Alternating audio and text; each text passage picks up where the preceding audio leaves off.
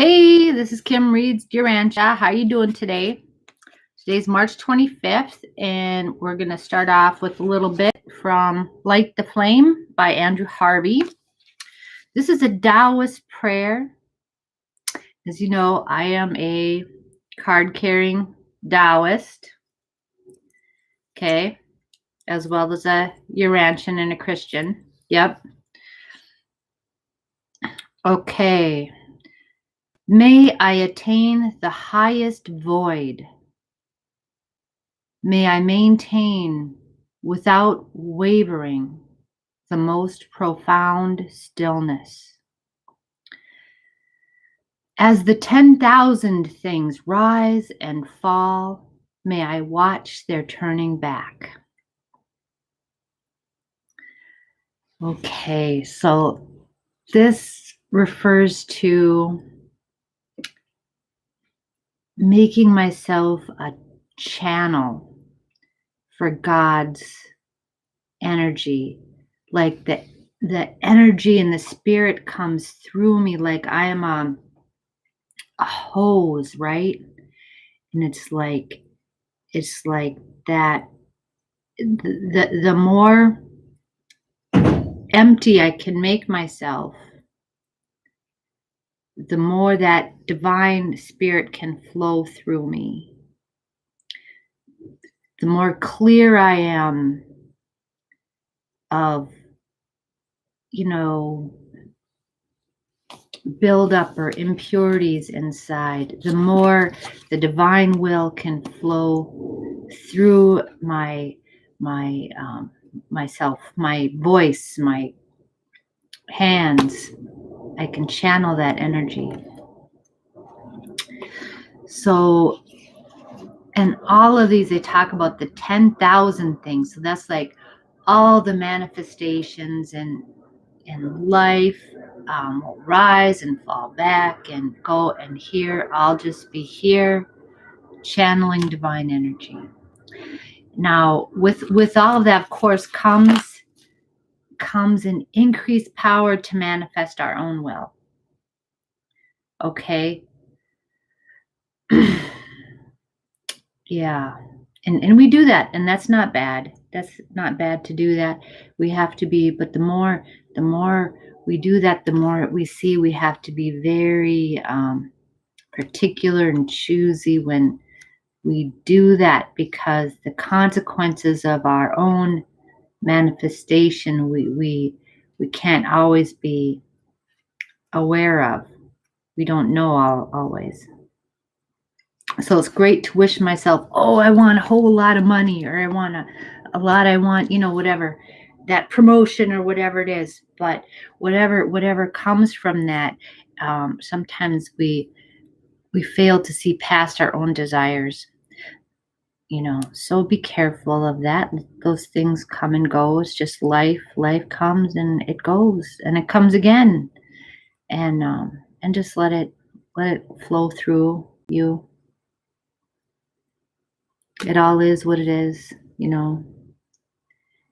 and it's like a show. It's like you're watching this wonderful opera that's life, and it's breathtaking, and it's so beautiful. And you're sometimes you get the urge to jump up on the stage and manifest your own stuff, and that's okay. And then you do that and see what happens, and then you sit that back down again and watch it all unfold, and people react to that, and it's play. Yeah. Okay. So that's Tao. Okay. And like I said, I've been a Taoist longer than I've been a Urantian. So, okay, I've got 3 spiritual paths here. This one symbolizes my Native American path, my Native American family, my Tao, path of the Tao, and the path of Christ, right, which is the most recent one. This isn't a Urantian symbol, but it's special to me because I found it under my car in a parking lot. So It came right to me. So it's very special. Okay, well, that's enough about me. I'm going to read from the Urantia book, part 4 of After Pentecost, paper 195, The European Dark Ages. The church, being an adjunct to society and the ally of politics, was doomed to share in the intellectual and spiritual decline of the so-called European Dark Ages. So our Christian church was affected by this,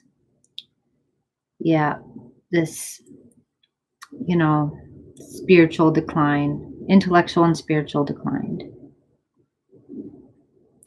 During the time, religion became more and more monasticized, asceticized, and legalized. Now, we don't mean that just made it legal. It means it was caught up in the legalization, so it was like in the legal system. So, so churches were allowed to make and interpret laws. I think that's what that means. And of course, accuse people of heresy and do all these things that shouldn't be within the realm of the church. Most modern thinkers, including myself, I don't think that should be within the realm of the church. In a spiritual sense, Christianity was hibernating. Throughout this period, there existed, alongside this slumbering and secularized religion, a continuous stream of mysticism, a fantastic spiritual experience bordering on unreality and philosophically akin to pantheism. Okay, and we know the church in the Dark Ages had so much power. It was so powerful. It was so present in everyday life. But here we're saying that it was hibernating. It was really, really not there. The church that Jesus talked about was not there. Something else was there. During these dark and despairing centuries, religion became virtually second-handed again. The individual was almost lost before the overshadowing authority, tradition, and dictation of the church. A new spiritual menace arose in the creation of a galaxy of saints who were assumed to have specific influence at the divine courts, and who, therefore, it effectively appealed to, would be able to intercede in man's behalf before the gods. Okay, so we're debunking all the saints. I mean, the saints were great people and led fantastic examples and did great things, love the saints. But the idea that they're up there bargaining on behalf with God, they have some kind of special pull or influence with Jesus or something. They were just people. They were just people who okay, that's my cat doing that. Okay, take it easy, kitty. You're fine. Okay. Yeah. Do you want to say hi to the people? You want to say hi to the people? This is Margot. This is kitty number 1. Yep. Say hi. Yeah, I know. You're silly. Okay. Okay. Bubbly. Send me some ad dollars. Thank you. Anyway. Okay. Right. So they were just people. Saints. Saints are cool though. Love the saints, but they're just people. They're people that led good examples. They're great people. They might even be great people. And they might be spiritually ahead of where I am. Probably, yeah. But the idea that they have some special influence or are protecting us or doing something, they're ascending, they're up there their path to divinity, just like everybody. But Christianity was sufficiently socialized and paganized that while it was impotent to stay the oncoming dark ages, it was the better prepared to survive this long period of moral darkness and spiritual stagnation. Okay, so it did survive, that's true. And it did persist on through the long night of Western civilization. Yeah, and was still functioning as a moral influence in the world when the Renaissance dawned. The long night of Western civilization. Okay. The rehabilitation of Christianity following the passing of the Dark Ages resulted in bringing into existence numerous sects of the Christian teachings, beliefs suited to special intellectual, emotional, and spiritual types of human personality. And many of these special Christian groups or religious families still persist at the time of the making of this presentation.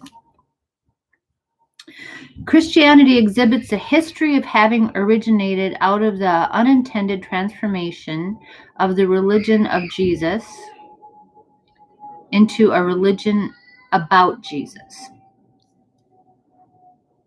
It further presents the history of having experienced Hellenization.